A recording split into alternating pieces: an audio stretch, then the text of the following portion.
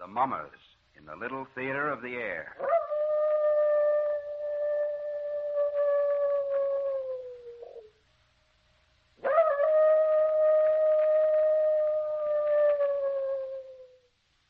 Now, the Hermit.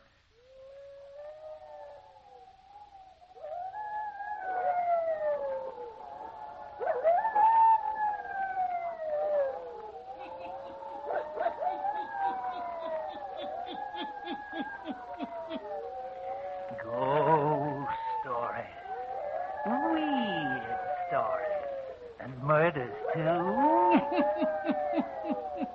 The Hermit knows of them all. Turn out your lights. Turn them out. Have you heard the story? The mystery of the thing? Then listen while the Hermit tells you the story.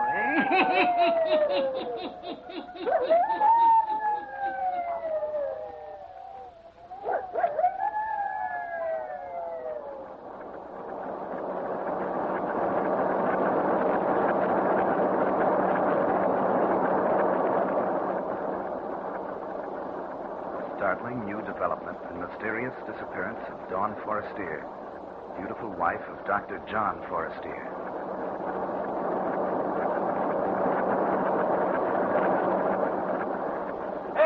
Hextree, you two in Forestier case.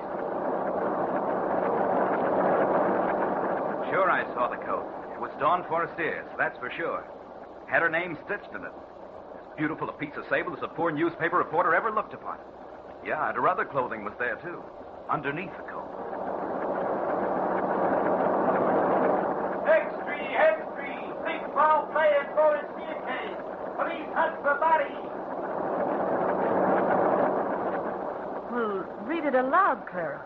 It is believed that the beautiful Dawn Forestier has been murdered. This morning, several hours after Dr. Forestier reported his wife missing, Sexton Rolfe Griggs of Green Cedar Cemetery found a bundle of clothing inside the cemetery gates, which has been identified as belonging to Mrs. Forestier. Oh, golly. In the burying ground. Readers of the Gazette will recall the dramatic circumstances which have surrounded Dawn Forestier since early this year. She was discovered one morning in the spring wandering in the park near Longview Hospital by Dr. John Forestier. Sure, I remember. Read all about it. She was a victim of amnesia. Oh, yeah. Yeah, that means you can't remember who you are or where you came from or anything. It tells all about it here in the Gazette. The doctor took her to the hospital. Yeah. And he named her Dawn. Uh-huh. And fell in love with her and married her. They never discovered who she was. It says here, it was thought at the time the beautiful woman who later became the bride of Dr. Forestier might have attended a masked ball or came from the stage. But no such person was ever reported missing. Sure. Don't you recall it, Clara? She was dressed in an old-fashioned gown. It was torn all to tatters. Yeah, and now she's disappeared again, as mysterious-like as she came. Oh, gee, ain't it awful? You know, Clara, I kind of got it figured out. I'll bet she was the moll of some gangster who spirited her away and murdered her. Gee, murdered. Probably cut into 100 pieces. Gentlemen of the press, I have called you here to my home to tell you that you need not continue your search for Mrs. Forestier. What do you mean, Doctor? Not to continue the search? What's the dope, Dr. Forestier? Have you located her? I think perhaps we have. Well, where is she, Doctor? Where'd you find her? Please. What are you going to do? Please, gentlemen. If you will kindly allow me to do the talking, or rather, if you will permit Mrs. Forestier to speak. Then she is here in the house? No. My wife will speak to you through a letter she left behind for me. I only discovered it this evening. For you see, she had placed it in a volume of verse from which I often read to her. Oddly enough, I had thought I would never want to open the sonnets from the Portuguese again. It was against my will that I turned to it this evening. Perhaps guided by Dawn. Who knows? Who can say? It was here I found her letter to me. What is in the letter, Dr. Forestier? I'm about to read it to you. There will be a few passages I will omit. They are personal messages meant only for my eyes. But here is the story of the disappearance of Dawn.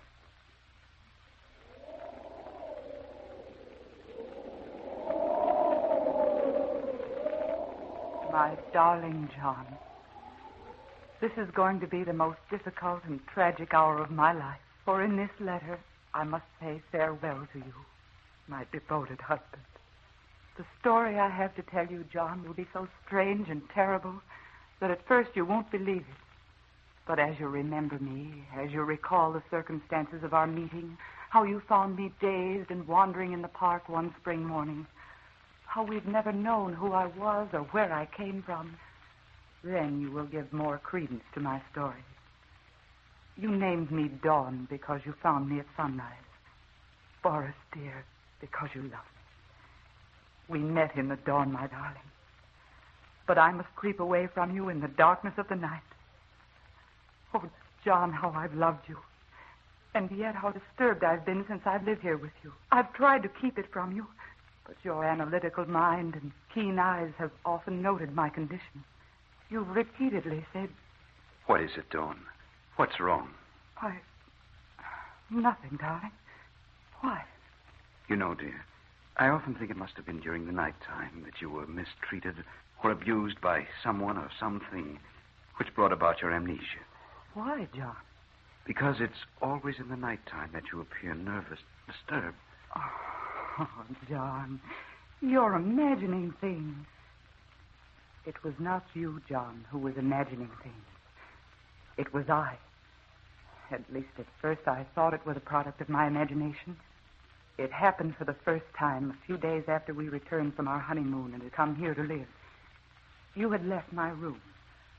I had turned off the light by my bed, prepared to sleep. First, I thought I must be dreaming. From a distance, I heard a singing wind, like the opening strains of a melody played on an organ. Something quickened within me. I seemed to know the melody. I thought to myself, everything is going to come back to me. I shall know who I was before I became Dawn Forrest here. I listened intently. And then as I was listening, my outer bedroom door seemed to light up.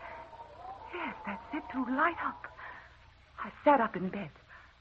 A street light shining through my window made the thing that materialized against my door very discernible.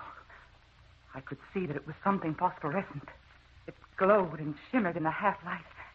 Then I could see that it was taking a shape and form, the form of a human being.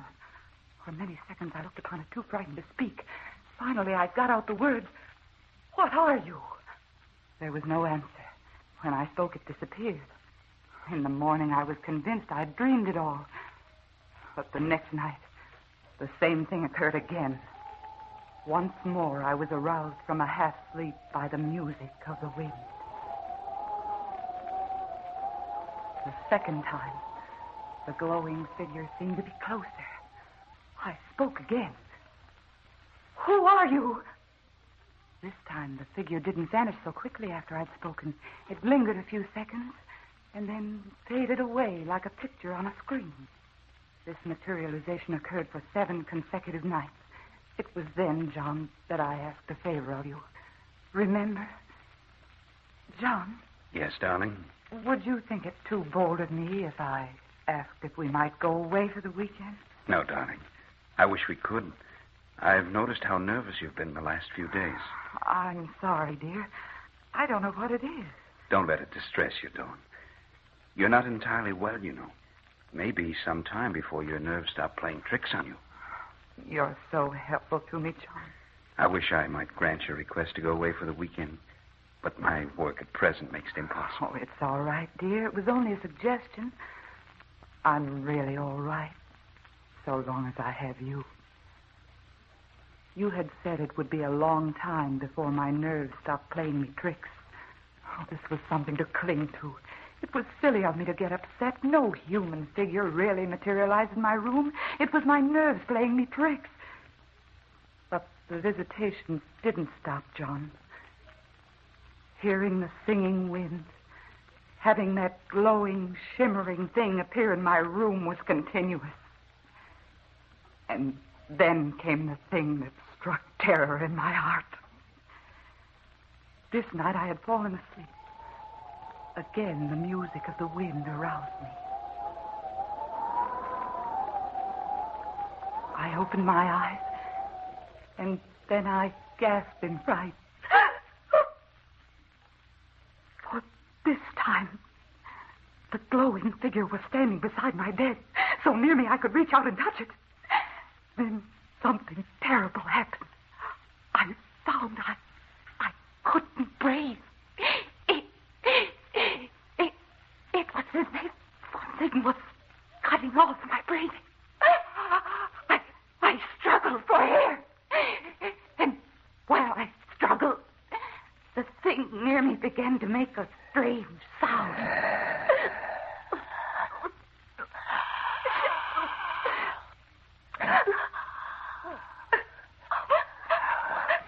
Then I sensed what was happening. The thing was somehow taking the breath from me, getting it into its own body. I must do something quickly. I sat up. I threw my arm out as if to push the thing away. I struggled to push it away. And as I touched it, I could feel something cold and gelatin-like. And then it disappeared. That was the night, John, that I screamed.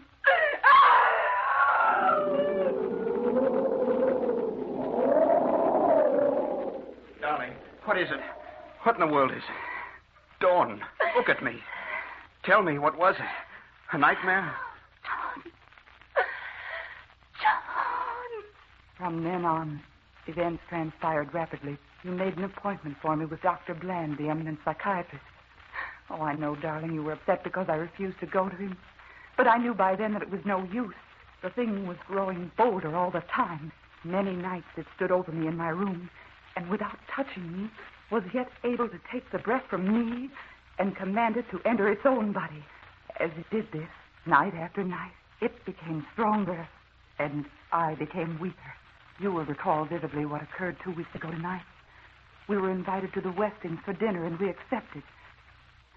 An hour before we were to leave, I sat at my dressing table, putting the last finishing touches to my makeup.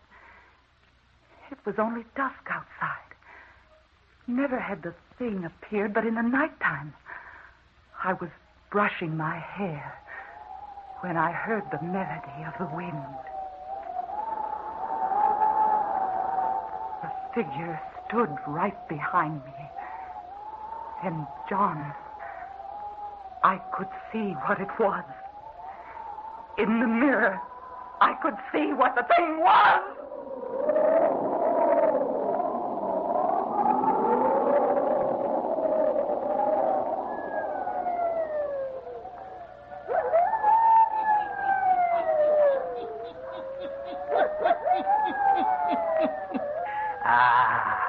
And what can be the thing that haunts and torments the beautiful Dean Forestier?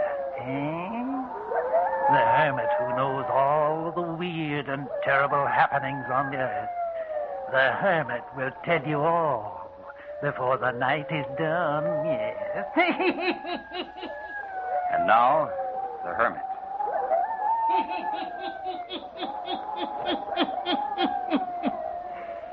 And now Dr. Forestier continues to read to a group of newsmen the letter his wife, Dawn Forestier, left for him before her strange disappearance.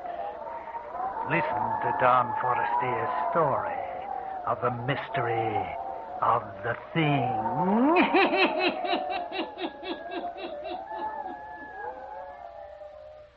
This, John, is going to be the difficult part to make you believe. That as the thing stood behind me at the dressing table, I could tell what it was. We didn't go to the Westings for dinner. Instead, you put me to bed. I shouldn't have allowed you to accept, darling. You haven't been up to par for days. I'm going to call Ralph in to see you tomorrow. You don't look well, darling. Don't call anyone in, dear. It'll do no good. Nonsense, honey. There are very few things that medical science can't cure these days. And believe me, darling, I'm going to have you well again. Your doctor friend came. He gave me medicine to take. Oh, I knew it was no use at all. And yet I would do anything to humor you. For the thing that I now recognized was getting so strong that it was always near me. As I grew weaker, it grew stronger. And I wondered that you couldn't hear it breathing in my room. Now it had a power over me. A strong, compelling power. It was the master. I, almost a slave. Night before last, it exerted its will for the first time. It compelled me to rise from my bed. It was so strong now, it could actually make sound. Come with me. Come with me. As I rose from the bed, its phosphorescent glow seemed to envelop me. We moved toward the door, and it opened without the touch of a hand. We seemed to glide down the stairs, out of doors. The wind that touched my face was like the refrain I'd heard over and over again. We moved along the street, I and the thing. With great speed, we covered the streets and were soon on the outskirts of the city. I could see now the place which was our destination. Then I mastered all the willpower left to me, for I understood clearly all the dark things I'd not known before. Oh, but John, there was you. I couldn't go to this place where the thing was taking me. I couldn't enter there without somehow leaving word for you. I struggled. I fought with my adversary.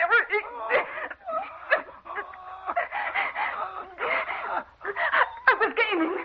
I broke away.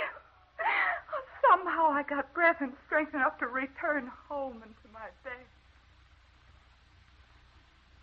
Now comes the end of my story and my farewell to you. Here, gentlemen, I will omit a page. It is personal. But what happened to Dawn? Where is she? Since this morning, when the sexton at Green Cedar Burial Ground found my wife's clothing, permission has been granted by the state for me to check up on the material found in this letter. I've almost finished reading to you. I'm refraining from reading the last pages till we have made a visit to the cemetery.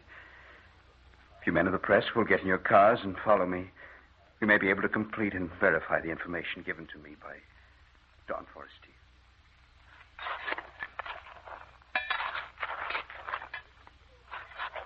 Hello, Dr. Forestier. The men have nearly completed digging. Thank you, Sexton. What goes on, Dr. Forestier? As you can see, these men are engaged in opening up a grave. What for, Doctor?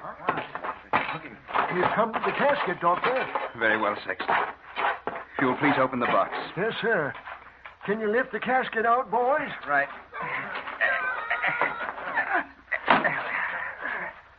Now, gentlemen, after the box is opened, I will read the remainder of my wife's letter. Open it, please, Sexton.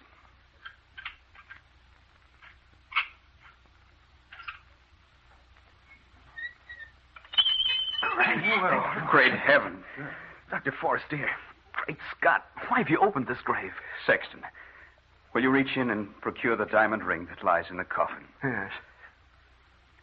Here it is, sir.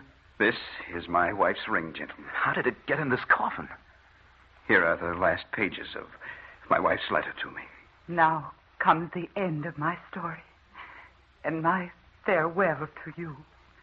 John, I knew from the moment I saw the thing in the mirror of my dressing table. I knew from then on who and what it was. The first night I was strong enough to break away from it as it drew me to the gates of Green Cedar Cemetery. And I've spent my last day writing this letter to you.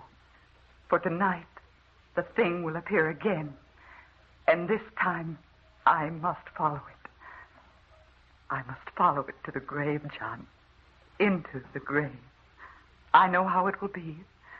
The thing, the protoplasm that has appeared before me so many nights and has grown in features and strength, will absorb me until I'm no longer a living person, and I must follow it. First, I will hear the music of the wind. Then the thing will appear, and I will be dissolved into it. John, my darling, in case you don't believe my story, open the grave near which you will find my discarded clothing. For I'm wearing the ring you gave me, my love. I'm wearing it as I return to the grave. For you see, John, the thing that I saw in the mirror, that which has gained power over me, is I, John. It is my own ghost, come to claim me to return to the grave from which I broke away.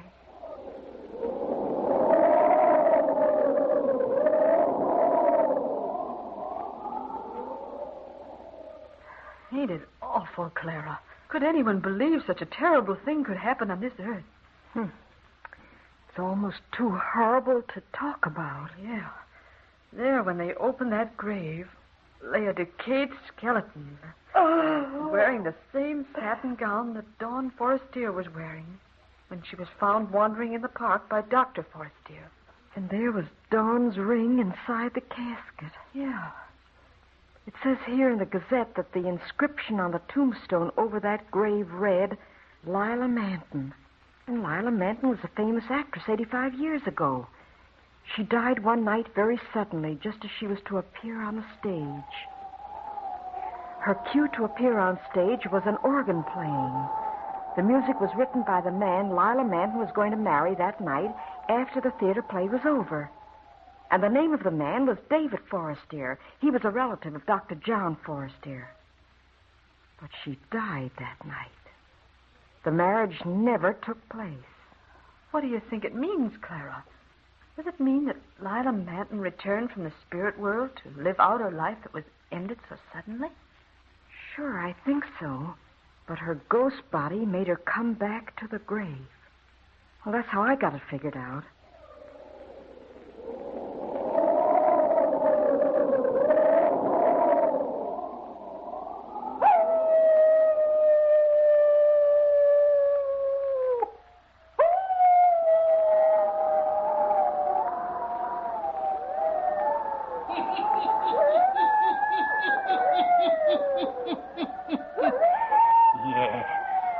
Dawn Forestier was haunted by her own ghost body until it finally absorbed a new vision and shape and made her return to her grave. Yeah, turn on your lights. Turn them on. I'll be back. Pleasant dreams. All characters, places, and occurrences mentioned in the Hermit's Cave are fictitious, and similarity to persons, places, or occurrences is purely accidental.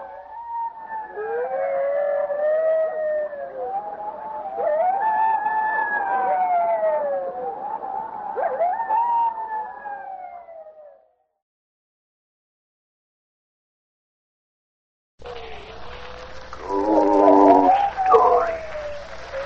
Weird stories. Murders, too. The Hermit knows of them all. Turn out your lights.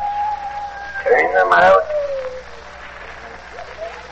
Have you heard the story?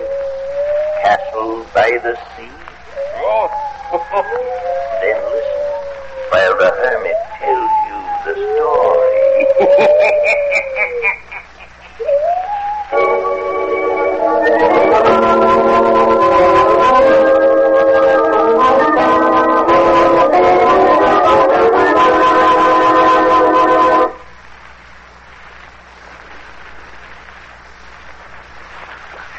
Shall we sit here on the beach and rest, Marie? Walked a long way from the hotel. Yes, let's. Oh, I'm tired out. But I thought we were going to climb the mountain over there to the west and get a good look at the old castle. So let's rest first. All right. When we started walking this morning, the old ruins looked quite near. I'll wager we've walked 3 miles since morning. Seems as far away as it did when we started out. Yes. Glory, but this is a beautiful spot, Marie. Isn't it, though? Oh, Dave, it was grand of you to pick such a beautiful spot for us to vacation in. Knew you'd like it. Look at the sea. It sparkles like an opal. Yes. Off in the distance, it looks as white as milk. Oh, it's lovely. Oh, look way out in the water. I see two tiny little ships. See them? Yes, I think I do. It's so beautiful here. You'd almost think you might be dreaming. The ships are so far away, you might think they're unreal. The idol is a painted ship upon a painted ocean. That's from something I read as a child. Yes, remember it? Well, not right now. Day after day we stuck. No breath, no motion. His idol is a painted ship upon a painted ocean. What's it from? The ancient mariner. That's right. And the tall, desolate castle over there in the distance gives me as many shivers as the ancient mariner did when I first read it. Shiver over the castle, darling, because of the story the hotel proprietor told me about it. Why did he act so mysterious? Oh, I think the natives around here actually believe the old place is haunted. Do they really? Okay, let's walk over and visit. The other hotel said we wouldn't be able to get beyond the gate. There's an old servant woman who lives in it. She guards the place like a dragon. An old woman lives all alone in that desolate place? That's what he said. Think of it. Where's the owner? He is on the continent somewhere, I think. He's never returned to visit it. Why not? Guess no one knows. But the people at the hotel told me something very queer happened at the castle. All has to do with him. And that's why it's a haunted place now. Oh. Some calamity befell him there, and he left, never to return. Is he an old man? Must be from the story. It's almost become a legend. Must be a man in his 80s. Think of it. Let's walk over to it, Dave, and at least see it from a closer vantage point. I'm willing. All right. We ought to reach it in another half hour. Where, Marie? We sat down here to rest. The sky was clear as a diamond. Now it's getting cloudy, isn't it? Yes. Look, how fast the clouds are gathering, and they all seem to meet right at the top of the castle. By George, they do. Maybe the old ruins, the rendezvous for the storms that scatter over the sea. Ah, you're only trying to frighten me and make it sound all the more mysterious, wasn't that? Yes, it was. We ought to turn back to the hotel. When we've come this far? Oh, never. They get caught in a nasty storm, you know. Something weird about thunder in the heart of daytime, isn't there? I always associate it with black night. You may have black night any time now. Perhaps the old servant who will give us shelter in the castle. Oh, that's what you're counting on, is it? Ask me how far it is to the castle, Dave. We know how far it is. You have to start climbing the hill in a minute. Ask Lily. I've seen the queer lights coming from it at night. Bewitched, that's what it is. You don't really believe that, now, do you? Yes, I do. Have you ever been near it? Once, a year ago, I went up to the Knees. Oh, That's right. I guess we'll venture up the mountain anyway. It's gonna storm, sir. I wouldn't go. Hear the thunder? When a storm comes up here on the sea, it's quite bad. We'll take a chance, but thank you for your information. The sea washes right up to the edge of the slope of this mountain. Real high, too. You won't be able to get away. We won't stay long. Now, we won't get caught. Thank you. Goodbye. Bye. You believe the story right enough. You ready to climb? Yes, I'm more anxious now. Strange lights coming from it at night, weird faces peering out. Who wouldn't want to go? An inquisitive woman would. Ah, here's a path to follow. Makes climbing easier. If we're near the top of the hill, the thunder sounds closer. But we've spotted its hiding place. Look. It's an enormous structure. All castles are. The windows are tumbling out, falling into ruin. I should say it is. How could a person live all alone in this place? I wouldn't want the job. It's getting very dark. Here comes the rain. We will have to ask for shelter. The gate's unlocked. Come, we can at least sit on the veranda till storm breaks. All right, run. Run, it's coming down on a fury now. I hope the lightning doesn't decide to strike this old place. Soaking wet. I'll see what your inquisitive nature has led us into. You want to come here sad as badly as I did, and you know it. Now we are here. It's nothing but a roof and a first-rate thunder shower for entertainment. Strange, the old servant doesn't come to scare us away. You look so much like a mermaid with your hair streaming down. Maybe you frightened her away. Dave, I thought I heard someone moaning. Have your ears tuned for ghosts, honey. You hear anything right now. No, I'm certain I heard someone this time. What's the thunder you hear? I can hear the thunder all right.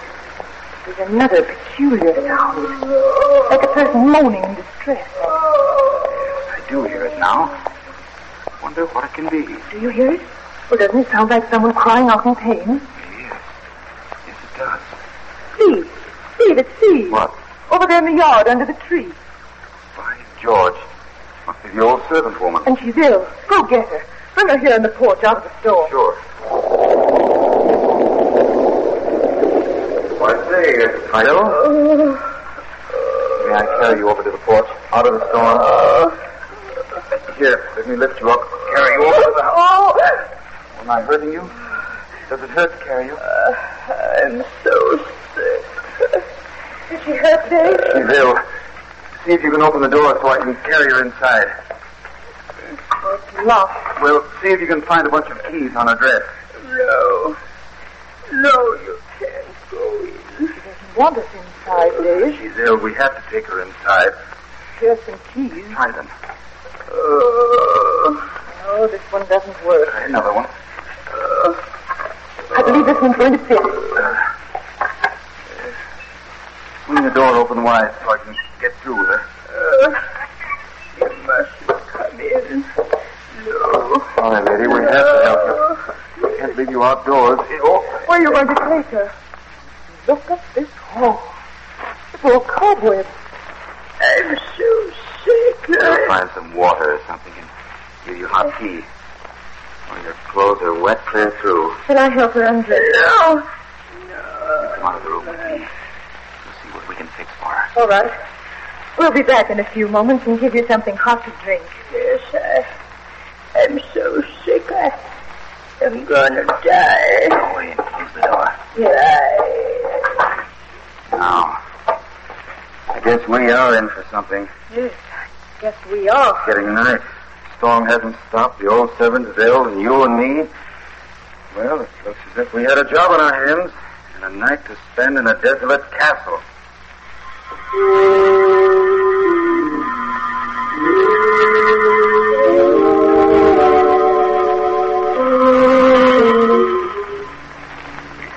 She seems to be sleeping now, so I guess we can get some rest. Think you'll be able to sleep in this bed? I could sleep anywhere. I'm weary. This must be your woman's room. Yes, it's filled with things that were once fine and lovely. I guess I the box down in food. Wasn't it? Yes.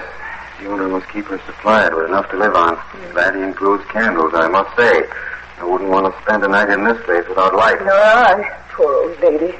Do you think she is going to die? I think she had a stroke. We should go for a doctor in the morning. We will if she isn't better. She looks as if she'd lived for centuries, doesn't she? It's like a witch out of a fairy story. She has a beautiful old gold pendant around her neck, and she acts as if she were afraid we were going to take it.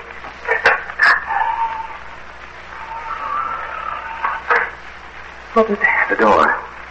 The wind blew it open and shut again. Locks are all worn out. Give me the shutters. You're going to listen to all the creaks and noises in this house all night. You'll have delirium tremens, not shudders. Well, let's try and get some sleep. I wish it were morning.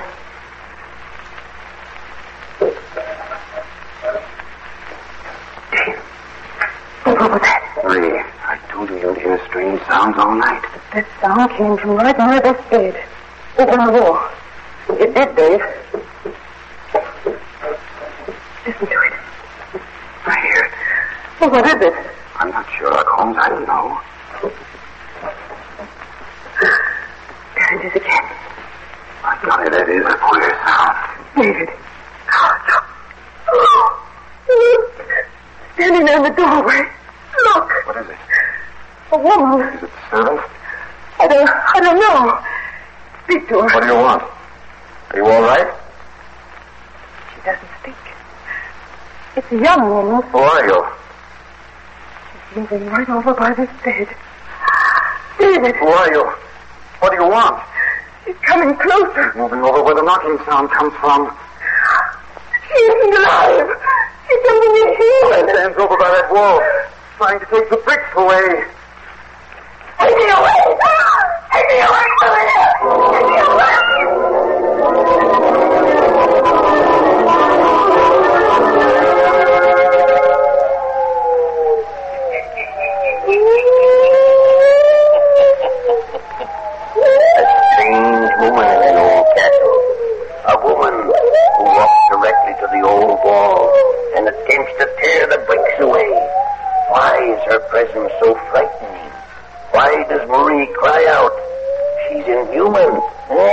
The Hermit will tell you before the night is done.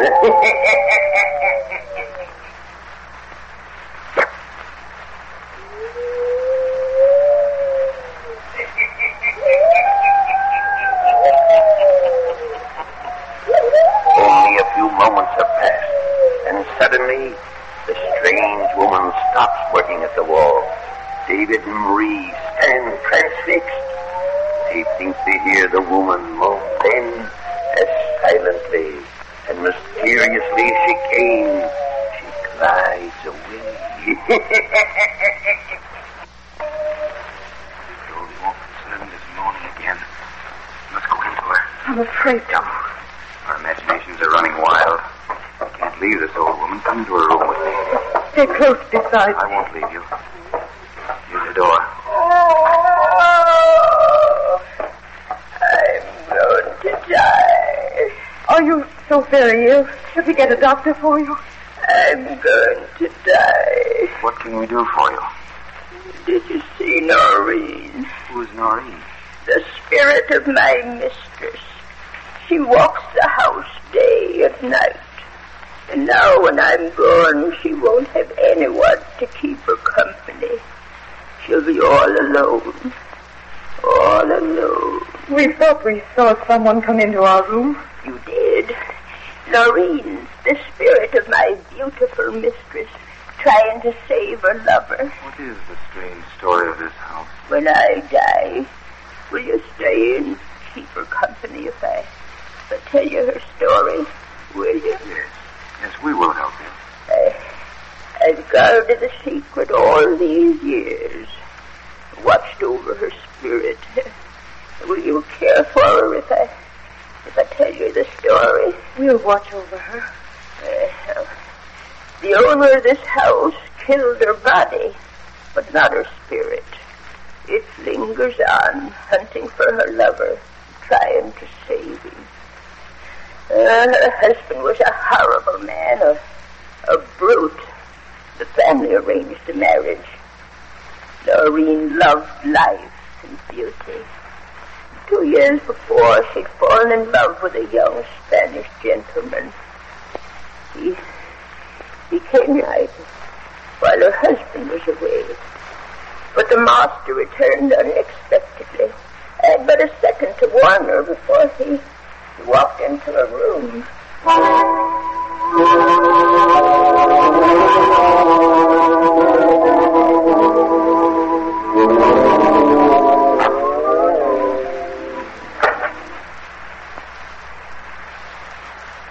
I am too early, you mean? Have you had bad news? You look like a thunderbolt. Dismiss your maid. You may go, Dominic. Yes, madam. My dear Noreen, if I am not mistaken, there is someone hiding in your closet. You are mistaken. Tonight, while playing billiards, I learned that your charming Spanish lover. You were misinformed. I know there's someone hiding in that closet, and I shall look. Stop. Take my word for it. You will swear there is no one in there? Yes. Will you swear by this charm of my ancestors, carried the crest of my family? At your lips. Swear to me that there's no one in that closet. I swear it. All right. I believe you. Now, call your servant into your room. She's right outside. I'll ring for her. Yes, madam. What did you wish of Dominican? It matters not the hour, Dominion. I wish you to call this stonemason to this room at once. Yes. And I shall sit and wait in this room until he comes. And there he sat, never taking his eyes off my dear mistress for 3 hours, waiting for the stonemason. And the lover stood waiting for his fate in the closed closet. So when the stonemason came, I took him into the room. The stonemason is here, sir. That is good. Sir, go and fetch bricks. Bring sufficient to wall up the door of this closet. And then plaster the wall. I want it done tonight while I sit here. Tonight, you hear? Yes, may disturb your sweet sleep, my dear Noreen. No. I shall sleep. Then do the job tonight. Now. It was awful. There he stayed. My poor mistress fainted during the night into a living tomb. Great heaven. It was an awful thing to hear. It rings in my ears tonight. I can hear the master laughing as the scratching inside the wall began.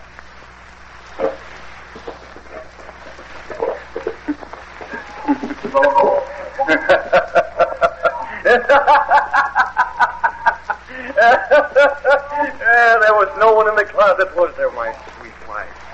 My sweet Noreen. Oh, have mercy upon me. Mercy, mercy. There is no mercy to be had for the wicked. But I loved him. We were going to run away together. I would have left you forever. Yes, but it is now too late, my sweet. You can't get away, and surely your lover can escape. Smother me. Choking, dying. Caught inside my lady's wall. You. But I am the one who lives forever, never return. You can do what you like. But if you ever tell of this, I'll publish your sin abroad to everyone in the country road.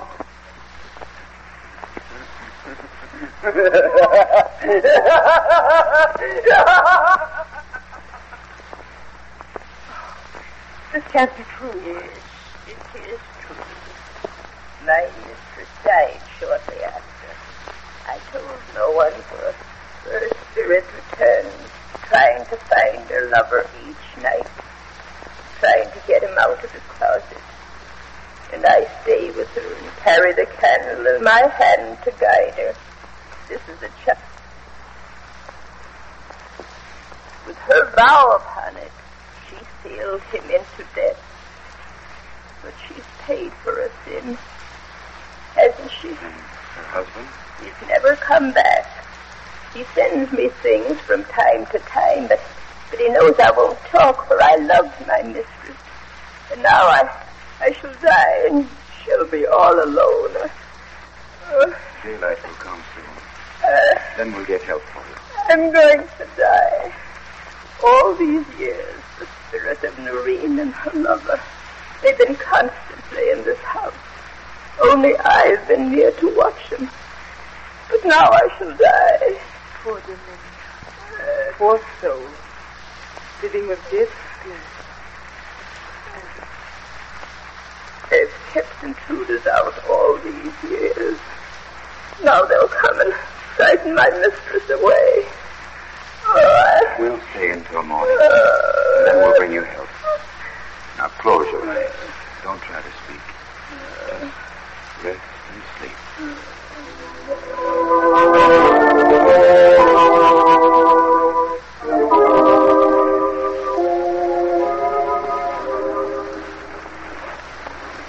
Maybe one of us should have stayed with her instead of us both going to the hotel for help. There's nothing to be done for her. She had another stroke early this morning. We must walk fast. Yes. What a horrible night. What an awful life she's lived. Can it all be true? I don't know. We did see that. Yes, I'm sure we saw the spirit. I know it. And it sounded in the wall. We did hear that. Yes. Oh, look. Here comes the young boy we met yesterday walking along the beach. Yes, it is. He, isn't it? Shall we tell him we were at the castle? No, don't mention it. At the hotel, we'll explain it. Hello?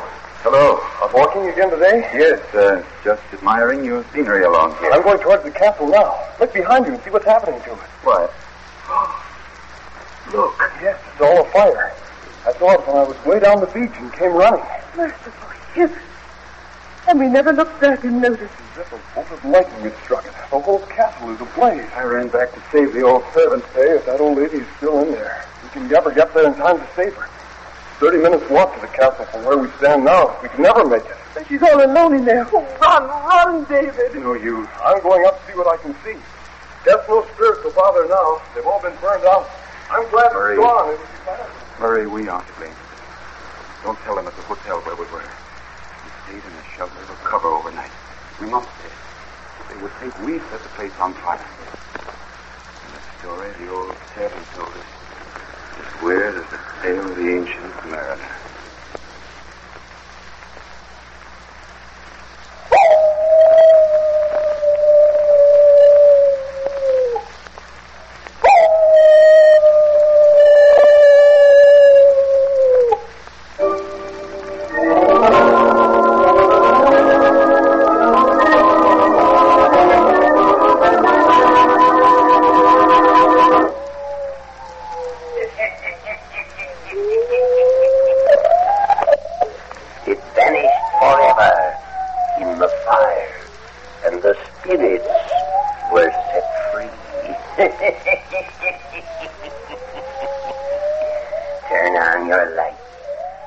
Come on. The Carter Coal Company and the dealers of Olga Coal present The Mummers in the Little Theater of the Air.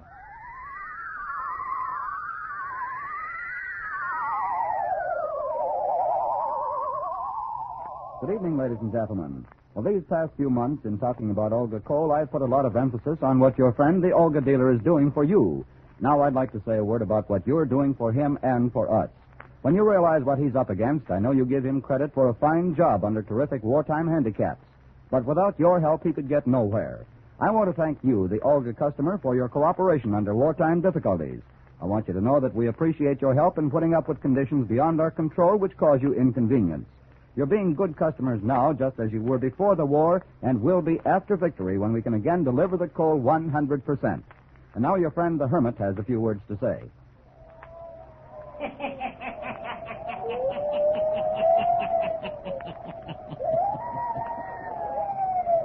Oh, stories. Weird stories. And murders, too.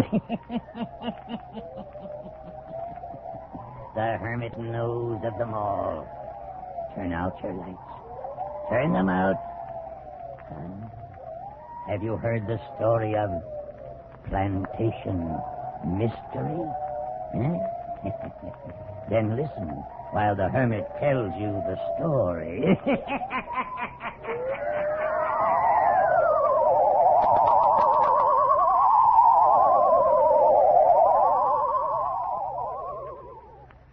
It doesn't matter what I told you previously. I changed my mind. That's what I can't understand, Mr. Grenfell. What can't you understand? You promised that if I would bring my family and come to this plantation with you, I should share in half the profits. And why should you share in half of them? Haven't I worked hard, Mr. Grenfell? Haven't I done, well, at least my share of the work? And haven't you been paid your regular wages? My regular wages have been pretty small, Mr. Grenfell. Not much more than we've paid the natives. I'll not discuss the matter with you any further. But you've got to listen to me. It isn't only myself I'm thinking Don't of. give me a story about it being your family that is suffering. Oh, not suffering exactly. But my wife hasn't been happy here on Cook's Island. She wants to go back to the States. I see. So if I gave you a share in the banana crop, the coconut crop, and the copra, you'd leave the island. No, sir. I wouldn't leave. I'd let Ruth take the children and return to her folks and home for a year. But unless you pay me my share, I can't do that. I'm too busy today to listen anymore. When I came here with you, this plantation was all run down, Mr. Grenfell. Needed so many repairs. First, the natives didn't want to work here. They said the place was haunted. I got them over that. Well? You never treated me like this when we worked together in New York. I've stood enough from you. Enough of your sobbing. I lost a fortune in the States, didn't I? Yes, you did, Mr. Grenfell. And when you lost everything, I did, too. My great-grandfather Grenfell owned this land here on Cook's Island. I borrowed money to get us transported here. Didn't I borrow money for machinery, tractors, equipment? Yes. Now it looks as if I may make another fortune here on the plantation. So now you want to share in my good luck. Want half of all I make. I told you, Tom Whitney, it's impossible. Haven't I helped you to earn it? I've stood enough. Now get out. You hear me? Get out. I signed no papers telling you I'd give you half. You have nothing on me. You don't like my decision, then quit working for me. But I don't want to do that. All right, stay. Stay and accept your regular wages. But right now, get out of my sight. You just don't seem like yourself. Get out! There's the door. Use it. Stay away from me until you can take my orders and obey them. No one is going to dictate to me. Phil, what the world's wrong? And you keep away from me, too. I'll not do anything of the kind. You were having words with Tom with me. Yes, I was, if it's any of your business. Sit down, Phil. You're shaking. You're white. You shouldn't get so angry. I've had all I can stand today. Well, what's the trouble? Myrna, because you're my wife, you don't have to know everything. What has come over you lately? Nothing. There's something wrong, Phil. I've noticed it. You've noticed what? How strangely you act. How unlike yourself. And why should you fight with Tom with me? He's been so grand to us since we came here to the island. I don't want to talk about it. Phil, I've been thinking that you ought to give Tom and Ruth better accommodations. Oh, you have you? Yes. That house of theirs is no better than the ones the natives live in. And with their 3 children, it isn't fair. I suppose you'd like to take them into this house and live with us. Well, yes, it's so large we could all live here. I'll do nothing of the kind. Give him too much power and the native will think he's the owner here, not me. What does it matter what the natives think? It matters a lot. For some reason which I don't know, there's been a story passed down to these natives concerning great-grandfather Grenfell. I know. Kulu's intimated it. Of course he has. I have to keep power over them, or they might not work for me. Let them think I'm afraid of anybody, or they quit. Now, you see, I know how to run my business. I think the natives, just as Tom Whitney and I, will appreciate kindness. We haven't been receiving it lately from you. Phil, you've changed. I've heard enough of that, too. Somehow today, you don't even look like yourself. I'm going into my office. Don't talk about my affairs to me again, please. All right, Phil. Wait. What's that? Who just walked past this room? I don't know. I didn't see anyone. You heard them, didn't you? I thought I heard someone walk past, yes. So did I. Someone has been eavesdropping on our conversation. Hulu! Hulu! I sent Kulu on an errand, Phil. He's not in the house. Stay still. What is it? Be quiet. Listen. You hear someone walking? Oh, yes. Yes, I do. It sounds as if they were walking down those 3 steps right ahead of us. The ones that lead to my office. Yes, it does, but if they were, we could see them. If you sent Kulu on an errand, and I sent Poto over to the packing sheds for me, who can it be? Let's go in your office and see if there is someone there. All right. Wait a minute. Stand still. Phil, what is it? Be still. Don't move. Someone walking right near us. They walk a few steps and stop. A few more, and then stop. I heard it yesterday, the day before. Someone seems to be following me wherever I go. Let's go to your office. Yes.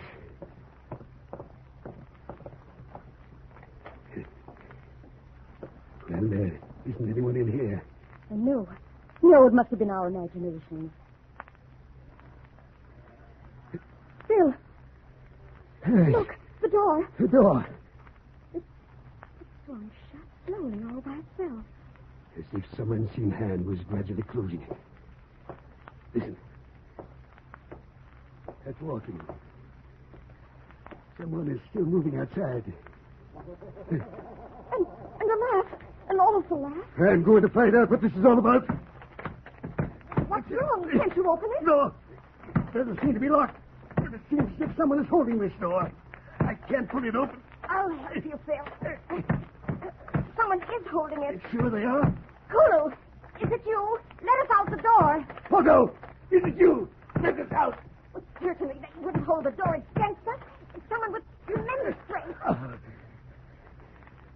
Someone is trying to play tricks on me. I'll fix them. Oh, Phil. Wait. Look. Why, it just opened. As easy as anything. They're walking again. So close to us, we could reach out and touch whoever it is.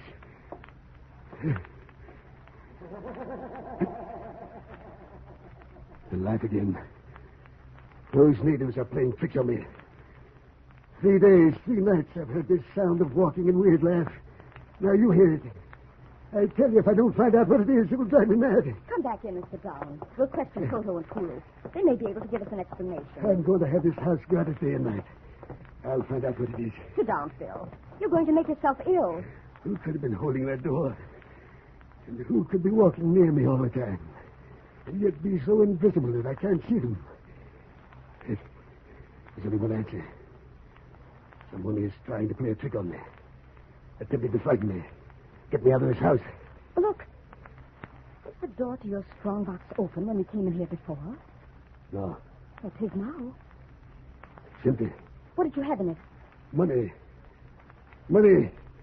Every cent of money I made on a banana transaction. It's gone. But how did anyone get in here? We just stepped out for a minute. Gone. Every bit of money gone. I can't understand. Someone came in here, took it. But how did they get in without us seeing them? I see it all now. Through this window, this open window. That's how they got in. While we were trying the door? Yes. And I know who it was. I know who it is trying to devil me. Who is it, Phil? Getting the natives lined up against me, I know now. But who? I'll have him jailed for this, the thief. Stealing my money, trying to drive me mad so he can own this plantation. I know who it is. It's Tom Whitney. He's going to jail for this.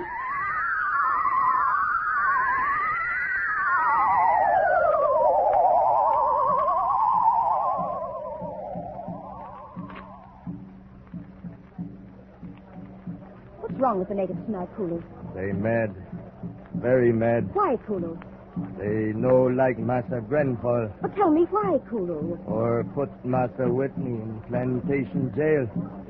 They no like. Can't you explain to them that he stole Mr. Grenfall's money? They say he no take it. Then, do they know who took it? They say plantation haunted. Strange man. Dead man. He take money. Oh, nonsense. You know better than that. How could some dead person take money?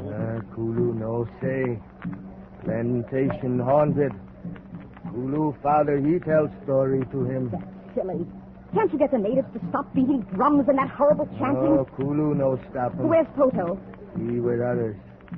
He say he no work this house. Kulu go too. Strange sound. Strange walk in house. Kulu hear it. But you can't leave me, Kulu. Please ask the natives to stop. They stop, maybe you take boss man out jail. But Mr. Grenfall won't do that, Kulu. He thinks Mr. Whitney is guilty. He thinks he's hidden the money away. Kulu say no. Native workers say no. They all go. Let them leave, then. Somebody come in darkness. Yes, I see coming this way. Oh, it's Ruth. Good evening, Ruth. Come up on the porch. Kulu, you tell the natives to disperse. Get away from this house. Kulu, go tell what Lady House say. Sit down, Ruth. Where's Mr. Grenfall, Myrna? He's sitting in his office. Do you suppose it'll do any good to talk to him? I don't know, Ruth. You know Tom is innocent. You know he wouldn't take money. I don't know what to say. Tom and Phil had an argument the day it was stolen. I know. Tom came right over to our quarters and told me about it. He was right there at the time the money was stolen. Myrna, you know I don't lie. I've tried to talk to Phil, but it isn't any use. Tom wouldn't take anything that didn't belong to him. But he thought Phil had mistreated him. Oh, Ruth, why don't those natives stop that horrible beating of the drums? They won't. Not as long as Mr. Grenfall keeps Tom in prison. They're in sympathy with him. And it only causes more trouble. For Phil says that he won't let them dictate to him. He thinks they want to drive him off the plantation. Myrna, I'm going in and plead with your husband. He can't mistreat Tom this way. They've been friends for years. You can go talk with him, Ruth, but I can't promise that it'll do any good. Tom says he can keep him there forever, as long as he's innocent. But I can't have this happen. I hope you can get him to change his mind. Oh, wait. Who was that, Myrna? Where's Phil? It's coming from his office. Hurry. We're coming, Phil. We're coming. Mr. Grenfall, what is it? What happened? Water. Get me water. You stay with him, Ruth. I'll go get the water. What happened? What is it? He almost got me. Almost killed me. Who did? What happened? Water. Tell her to hurry. I'm choking. She'll be here in just a moment. What? Mr. Grenfall, there are huge red marks on your neck. He almost killed me. Here, drink this. Oh. Look at his neck, Myrna. He says someone tried to kill him. Oh, Phil! I'll find out what this is. I'll find out. Can you tell us what happened? I don't know exactly. I was sitting here at my desk, adding up my accounts, and all of a sudden I heard that walking we heard the other day. Yes? It was right outside this room. But I didn't move. I thought perhaps I could catch whoever it was. So I sat perfectly still. Blew out my light. Yes, Phil? While I was sitting here perfectly still, I heard the walking.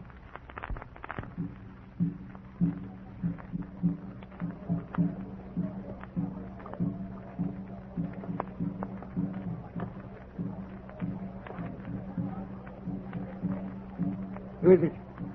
Who's there? Is it you, Kulu? Toto. What do you want? Get away from me! Get away! Help! I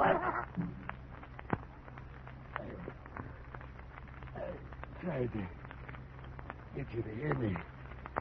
But the ladies were making so much noise outside you didn't come. We heard you call for help. Yes, we came immediately. It seemed as if you would never come.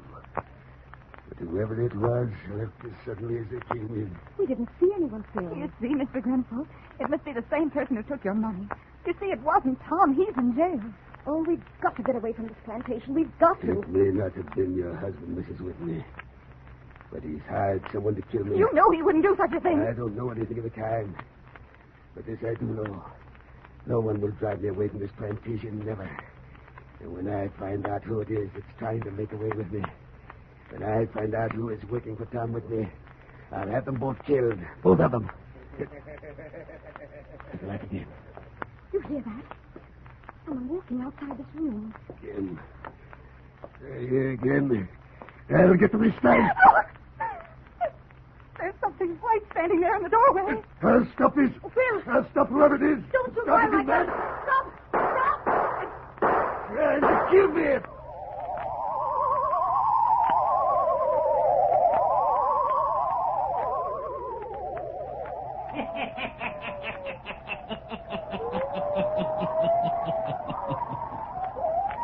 And Phil shot at the figure that stood in the doorway, at the hideous laugh, and the strange walking.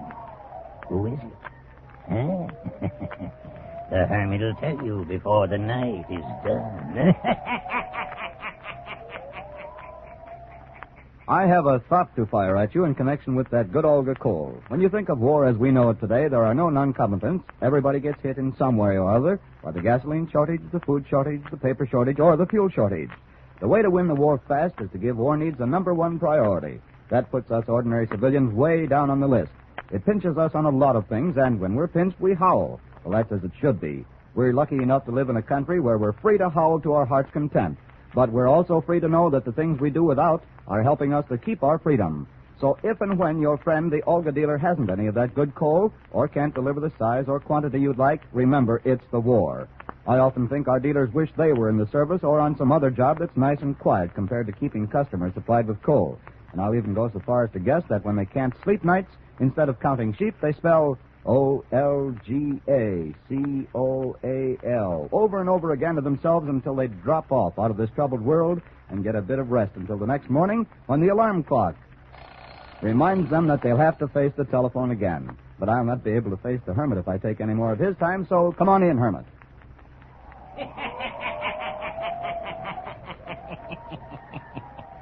And Phil accuses Poto of working for Whitney, jails him, lets it be known that he's going to get rid of him.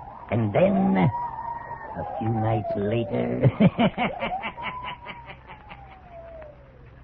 Kulu, where are you going? Kulu, you can't leave me all alone with Mr. Grenfell. He's ill. Kulu, leave house. Where are all the natives? Where've they gone? Native meet top volcano hill. Kulu, go too. Don't you understand? Mr. Grenfell is ill. I can't be here alone with him. Kulu, come back. Maybe. You mustn't take sides with the natives. You know Poto was found lurking near the rear of the house. You know he tried to kill Mr. Grenfell. I go now. Please hurry back. Maybe come back later. Go now.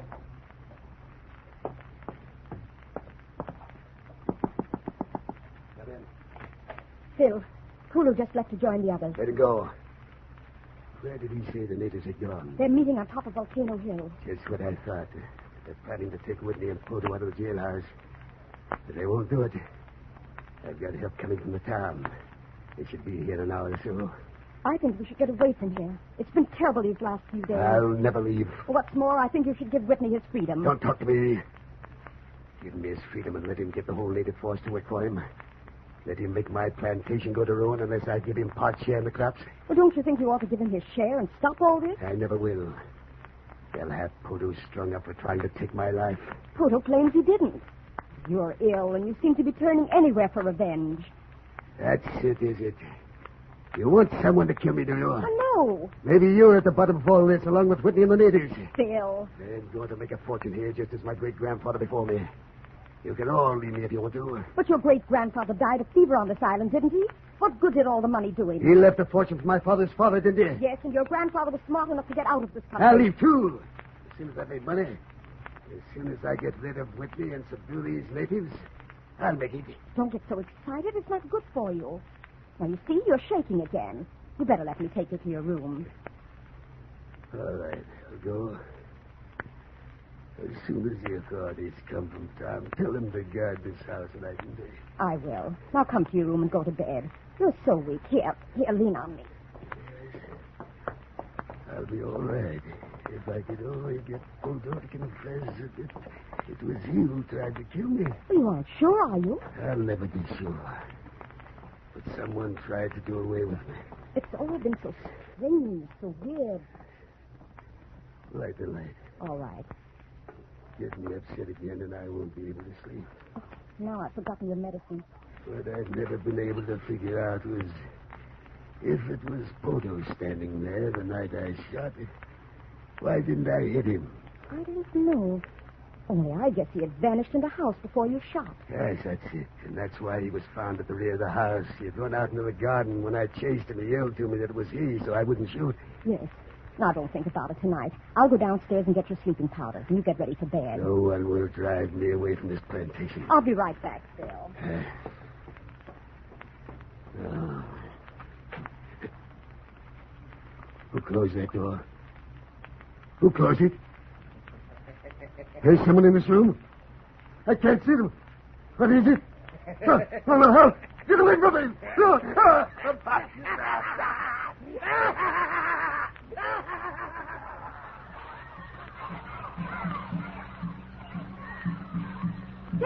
Phil, the natives are coming this way with lighted torches. They're coming straight for this house. Look out the window, you see? Here they come. Phil, what is it? What's happened? Oh, great heavens. Look at his neck. All red, huge marks. Phil, can't you speak to me? Well, they're setting fire to the house. Help! Stop! My husband! Help! Here! Hey, Mr. Grenfell, do you hear me? The house is all afire!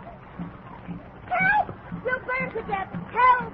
Phil is unconscious. I can't move him out of here. Someone save us! We've got to get out of here. Tom, look. It's Phil. He's dead or dying. I'll carry him. You get out of here as fast as you can. Here, wrap this blanket around you.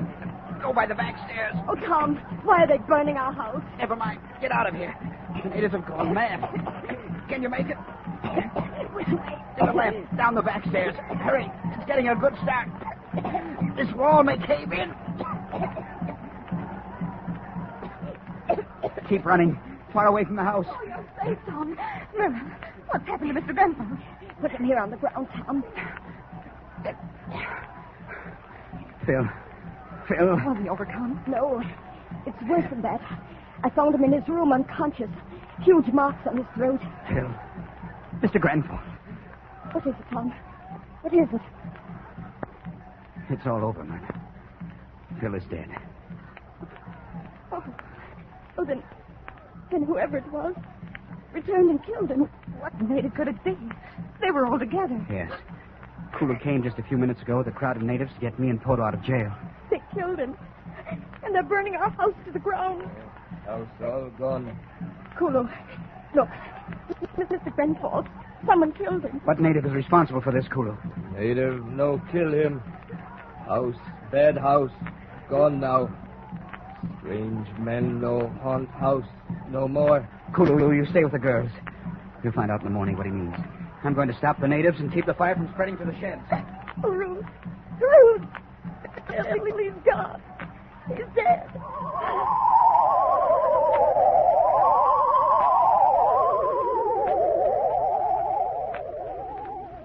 They found this old box hidden under the floor of the room Mr. Grenfell used for an office. Did you read all the letters, Tom? And everything it says? Yes, I took the liberty of reading them before I brought them to you to read. I finished reading them. So Phil's great-grandfather outdid a man of his rightful share to plant this plantation? According to the letters, yes. And the man committed suicide after he wrote the letter to old Mr. Grenfell, telling him he would haunt this plantation? Yes. And in the diary left by the great-grandfather Grenfell, he speaks of hearing strange footsteps, like you told Ruth and me about last night. Well, why had Phil's father never told him of this? I think because Phil's great-grandfather died a strange death out here. And instead of destroying his letters and diary, the old man must have buried them. I don't think Phil's father or his grandfather ever knew what occurred. That's why they left this property, though, and came east? Yes. Of course, the natives have always said this was haunted land. Then Phil tried to cheat you. And the soul of the man who had been cheated came back and had his revenge. It's hard to believe, isn't it? Phil changed out here. He must have taken on the characteristics of his dead ancestor. It's like transmigration from one soul to another. And with it, the return of a tortured, mistreated man to bring about justice.